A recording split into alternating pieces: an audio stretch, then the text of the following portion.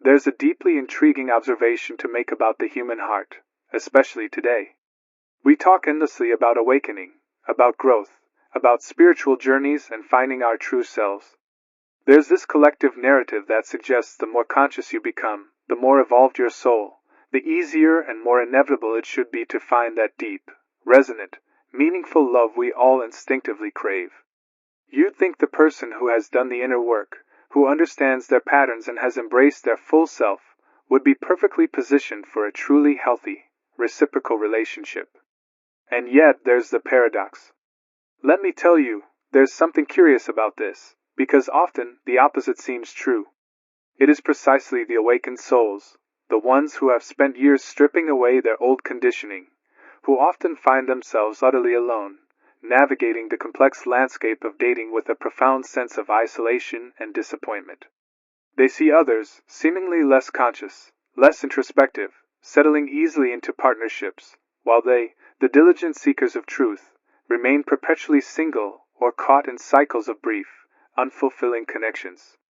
Why is it that the very act of becoming more whole, more psychologically integrated, seems to make the task of finding love, what Alfred Adler called the love task, one of the three great challenges of life, exponentially harder? The common assumption is that the problem lies with the external world. There are no good people left. But perhaps, the true reason is a profound shift in their own private logic, a shift that makes them incompatible with the very idea of conventional love. The core of this struggle, viewed through the lens of Alfred Adler, lies in the striving for superiority and how the awakened soul reinterprets the feeling of inferiority. Every person starts from a place of original inferiority, that foundational feeling of smallness and incompleteness. The healthy response is to transform this into a striving for perfection, not over others, but toward a greater, more complete version of the self, a movement of growth. The awakened person has intensely embraced this process.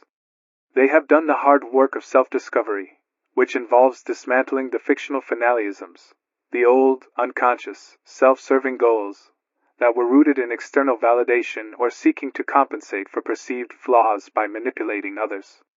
The problem arises because the vast majority of people, the unawakened, still approach love from an unhealthy, often unconscious place of inferiority compensation.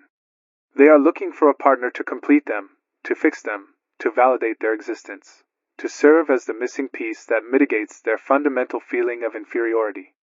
Their lifestyle is built around finding someone who will elevate their status, soothe their anxieties, or take responsibility for their happiness. True love, as Adler defined it, is a cooperative effort, a task that demands two people who stand on equal footing, a horizontal relationship.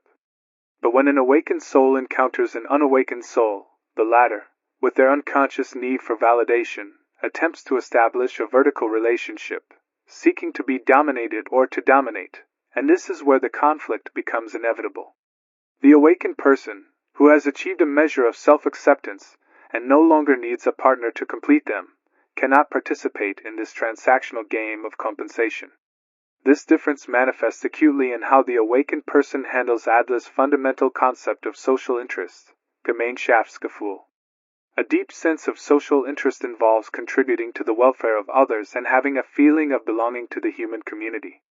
In a healthy love relationship, this translates into a genuine desire to enrich the life of the other without the expectation of personal gain or being able to restrict the partner. However, when an awakened soul attempts to connect, they bring a high level of empathy and a sophisticated awareness of their life script and that of the potential partner. They instantly spot the signs of low social interest, the self-centered demands, the attempts at control, the passive aggression aimed at making the other person feel guilty or obligated. I once knew a man, profoundly reflective, who would spend weeks with someone only to pull away suddenly. When I asked him about it, he spoke not of flaws in the woman, but of her early recollections that manifested in her current behavior. He recounted one memory she shared of being praised only when she was sick, which led to a private logic that dictated, to receive care and attention, love, I must be weak or in need. This resulted in a lifestyle of perpetual mild crisis. The man, having done his own work, realized he couldn't play the role of the perpetual savior or nurse. He wasn't rejecting her. He was rejecting the unhealthy roles she was unconsciously assigning him. This is the burden of the awakened soul.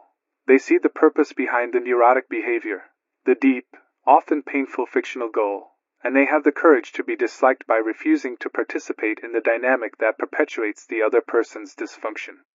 They choose the difficult path of not enabling the unhealthy compensation, even if it means choosing loneliness. And now I want to ask you a question, and I need you to be completely honest with me, because this answer is just for you. How many times have you had to invent excuses not to attend a social gathering? How many times have you felt that penetrating guilt because you simply cannot bring yourself to be around people when your soul is screaming for silence? Let me tell you something that maybe no one has ever told you. That feeling you have, that deep need to be alone that makes you feel guilty, flawed, different, it's not wrong. You are not the one who is broken. It's the world that doesn't understand that there are people who recharge their energy in silence, not in noise. And I know you've tried to explain it 1,000 times. To your partner who doesn't understand why you need your space. To your parents who think something bad happened to you. To your friends who think you're rejecting them. But words never seem to reach, do they? Because how do you explain something so intimate, so essential, to people who have never felt it? So, I want to ask you something. If what I'm saying resonates deep within your being, if you feel seen for the first time in a long time, go down to the comments right now and simply write this: I feel it too. Just those 4 words. I feel it too. Because when you write that, when you put those words down there, you are not only helping me understand that this content is reaching those who need it. You are creating a meeting point for all those people who, like you, have been feeling alone in this experience. Imagine for a second that someone else, someone who is going through the exact same thing as you right now, reads your comment tomorrow, or next week, and feels that deep relief of knowing they are not alone. That their way of being is not a sickness. That there is an entire community of people waking up to this same truth. Your comment can be that lifeline for someone who is about to give up, who is about to force themselves once again to be someone they are not just to fit in. So write in the comments, I feel it too. And if you want to share more, if you feel the need to tell your story, this is your safe space. Here, no one will judge you for needing solitude. Here, we all understand. The deeper exploration reveals that the awakened soul's inability to find conventional love is, ironically, a symptom of their highly developed mental health, judged by Adlerian standards. They have a more mature, less conditional social interest. They understand the separation of tasks. My task is to love. The other person's task is to decide whether or not to love me. They have the courage to be imperfect and the courage to be disliked. They are not afraid of their partner leaving, because their self-worth is internally validated, not dependent on the relationship's permanence. This makes them a terrible fit for partners who rely on drama, fear, or insecurity to maintain proximity. We must embrace the twist. Awakened souls can't find love because they are searching for a true horizontal relationship in a world saturated with people seeking vertical, hierarchical, or dependency-based love. The unawakened person interprets the awakened soul's self-sufficiency not as a sign of health, but as a threat. When the awakened soul says, I am responsible for my own happiness, the unawakened hears, I do not need you, which triggers their deep, unresolved feeling of inferiority. They mistake the awakened person striving for perfection, self-mastery, for a superiority complex, arrogance toward others. The conscious person wants a partner who will cooperate in their mutual journey toward greater social interest. The unconscious person wants a partner who will confirm their existing private logic and help them maintain their flawed fictional finalism. The awakened soul simply refuses to be an accessory in someone else's unfinished story of compensation. The practical application and wisdom derived from this Adlerian perspective is transformative. If you are an awakened soul struggling to find love, your task is not to diminish your light or lower your standards of psychological health. Your task is to redefine the search. Stop looking for a relationship based on shared incompleteness, and start looking for a life companion based on shared contribution and courage. True Adlerian love, as the fulfillment of the love task, is an active process of building a relationship, not falling into one. It is characterized by cooperation, mutual respect, and the understanding that both partners are independent, whole individuals whose primary goal is to enrich each other's lives and contribute to the greater good, a higher expression of social interest. This means developing the courage to walk away from any connection that attempts to make you small, dependent, or responsible for the other person's emotional regulation. Your private logic now dictates that true love is a relationship of equals, a co-creation. Continue to focus on your own life tasks, your work, your friendships, your personal development, and approach the love task with the knowledge that a compatible partner will be drawn not to your neediness, but to your self-reliance and your profound capacity for giving without demanding. Your aloneness is not a punishment for your awakening. It is the courageous space you are holding until you find someone who is mature enough to meet you horizontally, as a fellow traveler, not as a savior or a subordinate. The great image I want to leave you with is not one of a couple intertwined and codependent, but of two travelers walking side by side, each carrying their own pack, both gazing toward the same horizon of social contribution and shared betterment.